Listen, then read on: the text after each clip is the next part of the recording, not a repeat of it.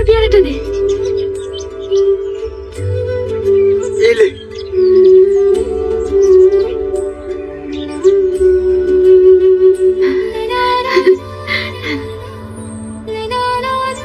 আমার তোরাটা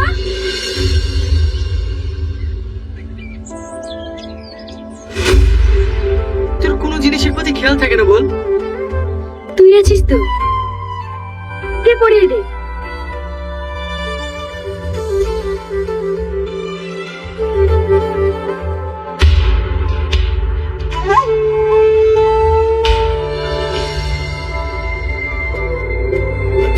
মোটু কথা গেল আর লাগছে লাগছে তো।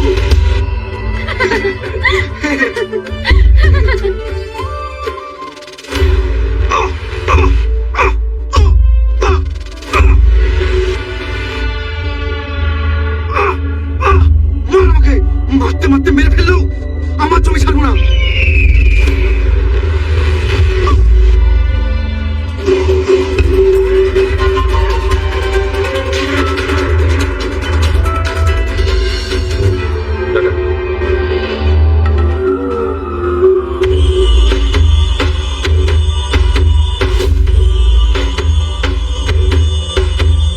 ম্যাডাম, রাহুলের দিকে একটু নজর রাখেন। আজকে আবার দেখলাম নদীর ধারে মাঝি মেয়েটার সঙ্গে বলছিল।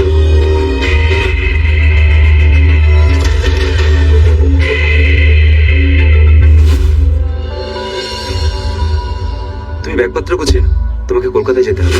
কেন বাবা? তুমি তোমার কাকুর বাড়ি থেকে পড়াশোনা করবে। বাবা আমি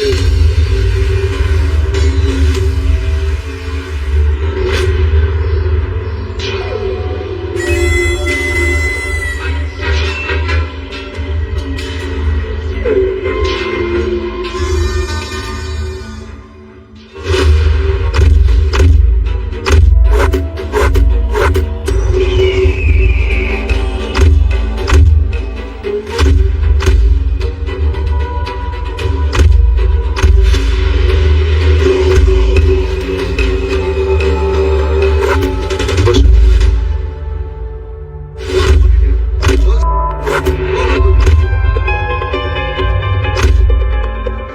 বল।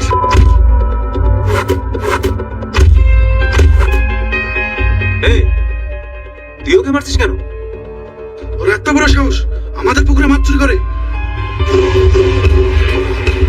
তুই ওকে মারছিস কেন? দাদা শুধু আপনার নামে পাড়ায় পাড়ায় বন্দুক ছড়িয়ে বেড়ায়। কন্টিনিউ।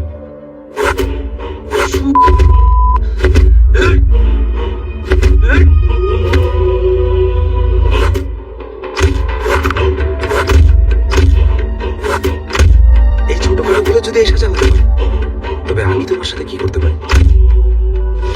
আমি আবার কি করলাম দাদা? তোমাকে এত নিষেধ করা সত্ত্বেও তোমার মেয়ে আজও আমার ছেলের পেছন ছাড়েনি। আমি কিন্তু আমার ছেলেকে নিয়ে অনেক স্বপ্ন দেখি, আর এই স্বপ্ন দেখার পথে যদি কেউ বাধা হয়ে দাঁড়ায়, তার সাথে আমি কি করতে পারি সেটা একবার ভাবো। দাদা আমার মেয়ে ভুল করে ফেলেছে। আমি আমার মেয়েকে বুঝাবো, তাহলে কি ছেড়ে চলে যাবো। কিন্তু এরপর থেকে আমার মেয়ে আর আপনার ছেলের সঙ্গে মিশবে না। কথাটা যেন ভালোভাবে মাথায় থাকে।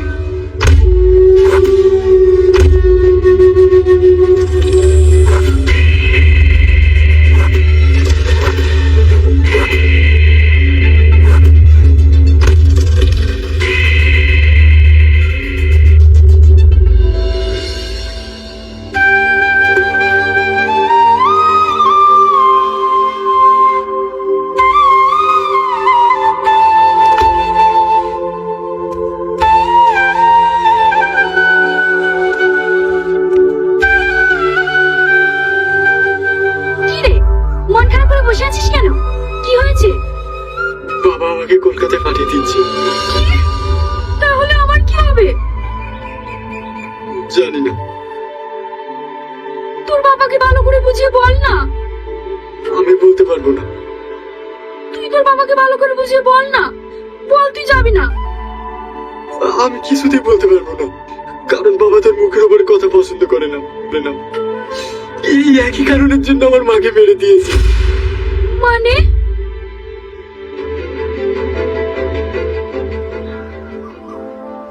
কাজটা হয়েছে? না দাদা, হয়নি কেন? সবকিছু ঠিকঠাক ছিল। আপনার শালা এসে গন্ডগোল করে দিল। ও থাকাকালীন আমাদের কোনো কাজ সঠিকভাবে করা হবে না। যেভাবে হয় সেভাবেই করতে হবে। আমি আমার রাজনীতির জন্য সবকিছু করতে পারি। কি? তুমি তোমার নোংরা রাজনীতির জন্য আমার ভাইকে মারবে? আমি বেঁচে থাকতে এটা কোনোদিনও হতে দেব না। আচ্ছা ঠিক আছে, শান্ত হও, আমি কিচ্ছু করবো না। শোনো না,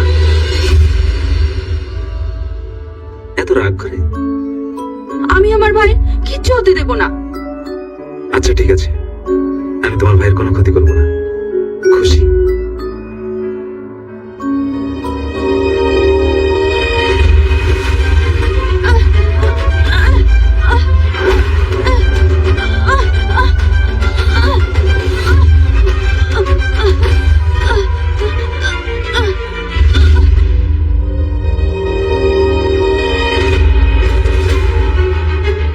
আমি তোমাকে অনেক ভালোবাসি। আমি চেয়েছিলাম তোমার সঙ্গে সারা জীবনটা কাটাতে। কিন্তু তুমি বেঁচে থাকো, আমার সাম্রাজ্য বিস্তার হবে না, তাই এটা করলাম। সরি।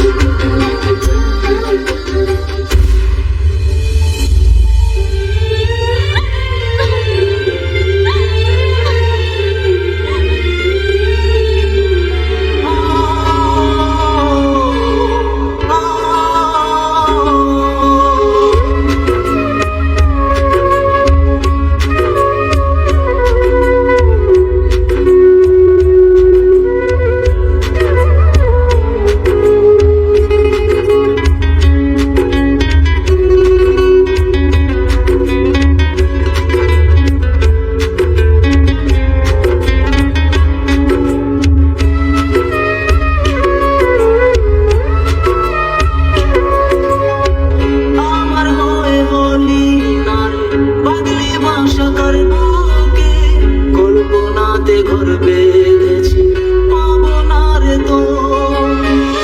আমার হয়ে বলি নারে পাগলি ভাষা করবকে কল্পনাতে ঘর বেঁধেছি পাবো না রে তোকে। দেখছি ঝরা পাতা ঝরে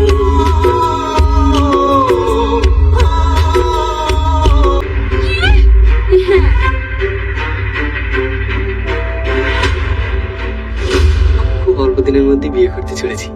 একদম। আমাদের ছোট্ট একটা সংসার হবে, আমরা খুব হ্যাপি থাকবো। পিঙ্কি, তুই এখানে কি করছিস? একজন গার্লফ্রেন্ড বয়ফ্রেন্ড কি করতে আসে জানিস না নাকি? দেখা করতে এসেছি। রাহুল, ও এসব কি বলছে? ও ঠিকই বলছে, আমি পিঙ্কিকে ভালোবাসি, আর অল্প দিনের মধ্যেই আমাদের বিয়ে হতে চলেছে। তাহলে আমি? তুই কি করে ভাবলি যে আমি তোকে বিয়ে করব? আমি কি আর তুই কে একবার ভেবে দেখেছিস? সামান্য একটা মাঝির মেয়ে আমি তোকে বিয়ে করব? আমার বাবা হচ্ছে এই গ্রামের প্রধান, আমি কখনো আমার বাবার মান সম্মান নষ্ট করতে পারবো না। যা এখান থেকে।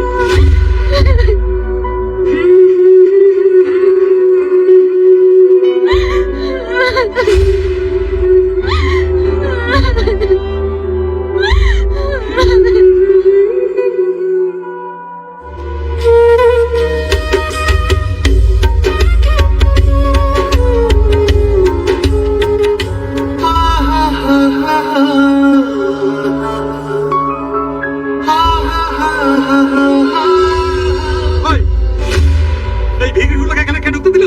ওদের জন্য তো বাইরে জায়গা করা আছে। ওই, চল যা, বাইরে যা। এই, চল।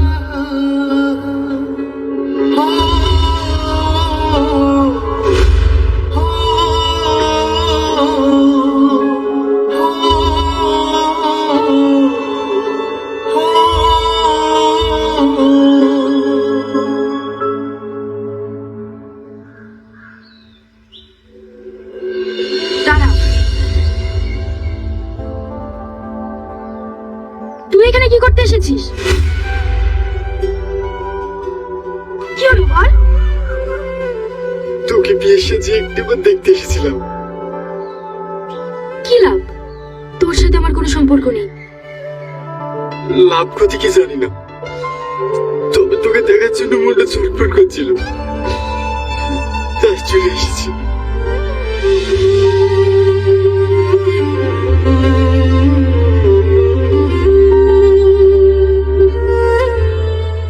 দেখা হয়েছে?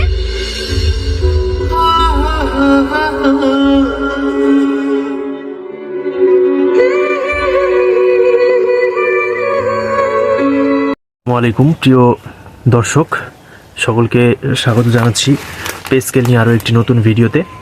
আজকের ভিডিওতে আমরা মূলত কিছু বিষয় নিয়ে কথাবার্তা বলবো বা আলোচনা করব, কারণ আপনারা জানেন যে গতকালকে হচ্ছে বাংলাদেশের ত্রয়োদশ জাতীয় সংসদ নির্বাচন অনুষ্ঠিত হয়েছে। তো এই নির্বাচনে আসলে অনেক কিছু হচ্ছে নির্ধারণ করেছে এবং এই নির্বাচনের মাধ্যমে আমাদেরও আসলে অনেক কিছু নির্ধারণ হবে বলে আমরা আশাবাদী। তো সেই ধারাবাহিকতাকে বজায় রেখে আসলে আপনাদের সামনে এসেছি কিছু কথা বলার জন্য এবং বর্তমান যেই পে স্কেলের যে সার্বিক পরিস্থিতি রয়েছে সেই সার্বিক পরিস্থিতি আপনাদের সামনে তুলে ধরার জন্য। আশা করি সম্পূর্ণ ভিডিও জুড়ে আপনারা আমার সাথে থাকবেন এবং যারা জয়েন করেছেন, যারা দেখছেন ভিডিওটি, অবশ্যই একটি সাবস্ক্রাইব করে ভিডিওতে একটি লাইক দিয়ে ভিডিওর বাকি অংশটুকু কন্টিনিউ করবেন। তো প্রথমত যে বিষয়টা না বললেই নয়, যে বিষয়টা আপনাদের সাথে শেয়ার করা অত্যন্ত জরুরি, সেটা হচ্ছে যে পে স্কেলের যে বর্তমান অবস্থা রয়েছে সেই বর্তমান অবস্থা থেকে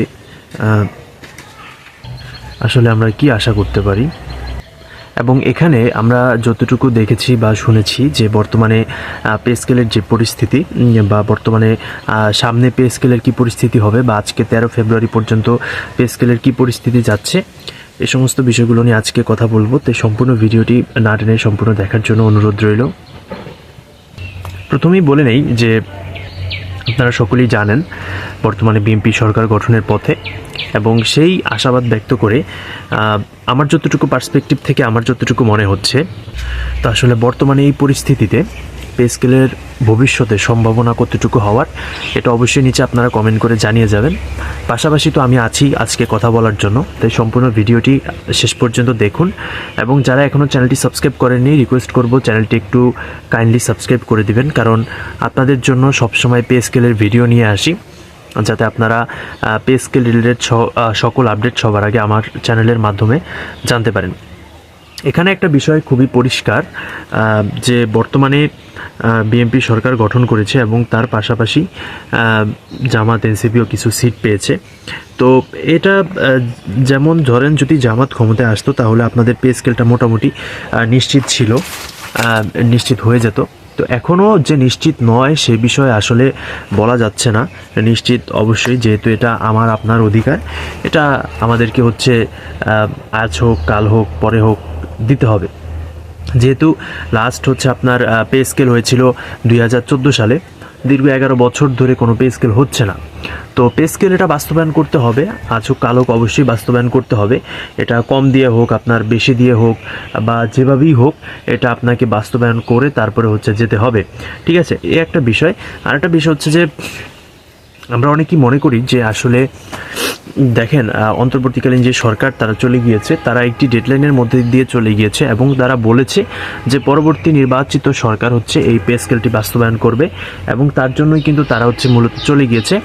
এবং তারা পে কমিশনের নিকট যে রিপোর্ট জমা দিয়েছে সেই রিপোর্ট কিন্তু প্রধান উপদেষ্টা দেখেছে এবং তারা কিন্তু একটা স্কেল কিন্তু ধার্য করেছে। তো সেই আঙ্গিকে আমরা বলতে পারি যে পরবর্তী যেই বিএনপি সরকার রয়েছে তারা আমাদের এই যেই অলরেডি যে সুপারিশটা রয়েছে বা পে কমিশন যেই সুপারিশটা জমা দিয়েছে সেটার উপর ভিত্তি করেই একটা ডিসিশন নেবেন। বা অনেক সময় আবার এরকমও হতে পারে যে তারা আবার 6 মাস সময় নিতে পারে, 6 মাস সময় নিয়ে আবার বলবে যে পে কমিশনের নিকট রিপোর্ট জমা দাও, তারা আবার হয়তো বা কোনো কিছু ঘুরাবে বা কোনো কিছু চেঞ্জ করবে। এরকমও কিছু বিষয় কিন্তু রয়েছে। তো এখন অবধি আসলে ওই রকমভাবে কিছু বলা যাচ্ছে না যতক্ষণ পর্যন্ত আপনার এটা নিয়ে কথা না বলবে, সরকার গঠন না হবে বা কথা না বলবে। আর সবশেষ আপডেট বলতে এতটুকুই ছিল যে আসলে পে স্কেলের যতটুকু আমরা দেখতে পারছি বা দেখা যাচ্ছে, যে আশা করি আমরা যথাসম্ভব চেষ্টা করেছি যে আমাদের সর্বোচ্চটা দিয়ে পে স্কেল করানোর। এখন বাকিটা আল্লাহ ভরসা, এবং আশা করি যে আগামী যেই সরকারই আসুক না কেন আমাদের মান তারা রাখবে এবং আমাদের কথাও তারা শুনবে, এতটুকু আমরা আশা ব্যক্ত করে রাখতেই পারি।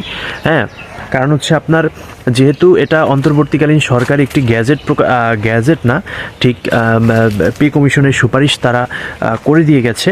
তো সেই পার্সপেক্টিভ থেকে বা সেই জায়গাটা থেকে আমরা মনে করি যে আসলে যেই সরকারই আসুক না কেন আমাদের যে সরকারি চাকরিজীবীদের যেই চাহিদা বা সরকারি চাকরিজীবীদের যে এতদিনের সংগ্রাম পে স্কেল, হ্যাঁ, সেই পে স্কেল কম হোক বেশি হোক একটা বেতন নির্ধারণ করে আমাদেরকে দিবে এবং সেটা আমরা সন্তুষ্ট থাকবো, এরকম একটা আশা আমি আগামী সরকারের কাছে রাখি। এবং আপনারা অবশ্যই নিচে কমেন্ট করবেন যে বর্তমানে যেই সরকারই আসুক না কেন তারা কতটুকু আমাদের এই পে স্কেল দেওয়ার জন্য আসলে কাজ করবে বা কতটুকু চান্সেস রয়েছে, এটা আপনারা অবশ্যই নিচে কমেন্টস করবেন। আজকে এ পর্যন্তই, দেখা হচ্ছে পরবর্তী ভিডিওতে। সকলকে ধন্যবাদ ভিডিও শেষ পর্যন্ত দেখার জন্য। সবাই ভালো থাকবেন, সুস্থ থাকবেন। আল্লাহ হাফিজ।